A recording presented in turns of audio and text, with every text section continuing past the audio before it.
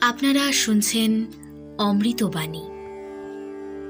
ধৈর্যের অভাব আপনার জীবনে কি অপেক্ষা করছে? মানুষ কেমন হওয়া উচিত সে বিষয়ে জানিয়েছেন সাই বাবা। সাই বাবা বলতেন যে বাড়ি তৈরির সময় তার ভিতকে সবচেয়ে বেশি মজবুত ও শক্তিশালী বানিয়ে থাকি, যাতে সেই বাড়ি বছরের পর বছর ধরে মাথা উঁচু করে দাঁড়িয়ে থাকে এবং তার ওপর কোনো বিপর্যয় প্রভাব না ফেলতে পারে। ব্যক্তির ক্ষেত্রেও এই নিয়ম কার্যকরী হয়।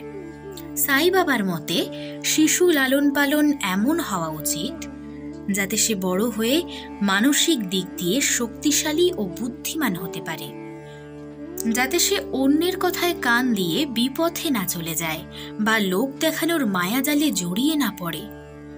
ব্যক্তি এমন হওয়া উচিত যাতে সে নিজের সিদ্ধান্ত ও আদর্শে অনড় থাকে। এমন ব্যক্তি পূজনীয় হন বলে সাই বাবা মনে করেন। মানুষকে পদ্মের মতো হওয়ার পরামর্শ দেন সাই বাবা। তার মতে সূর্যের আলো পড়ার সঙ্গে সঙ্গে পদ্ম ফুটে যায়, তার পাপড়িগুলি প্রসারিত হতে শুরু করে।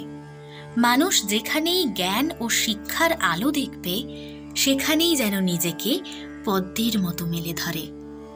জ্ঞান লাভের জন্য যে কোনো ব্যক্তির সামনে দাঁড়িয়ে যাওয়া উচিত, কারণ জ্ঞানের মাধ্যমে জীবনে একটি নয় অনেকগুলো পথ উন্মুক্ত হয়।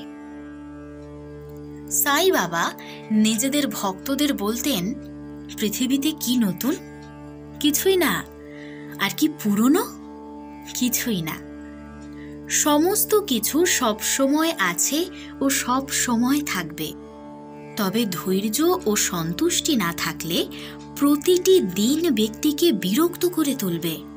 তাই নিজের জীবনে সন্তুষ্টিকে বিকশিত করার পরামর্শ দেন সাই বাবা। ভক্তদের নিজেদের অভিজ্ঞতা দিয়ে শিখতে বলেন সাই বাবা। পাশাপাশি অন্যের অভিজ্ঞতাকে সম্মান দেওয়ার কথাও বলেন তিনি, কারণ অভিজ্ঞতাও একটি জ্ঞান ও অভিজ্ঞতার ভিত্তিতে আধ্যাত্মিকতার পথ উন্মুক্ত হবে। ব্যক্তি অভিজ্ঞতার মাধ্যমে শিখে থাকে এবং আধ্যাত্মিক পথ বিভিন্ন ধরনের অভিজ্ঞতায় ভরে থাকে। সাই বাবা বলতেন যে সমস্ত কাজ চিন্তা ভাবনার পরিণাম।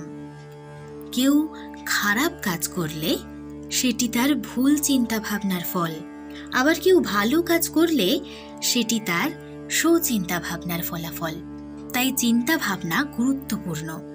নিজের চিন্তা ভাবনাকে শুদ্ধ ও সঠিক রাখা উচিত।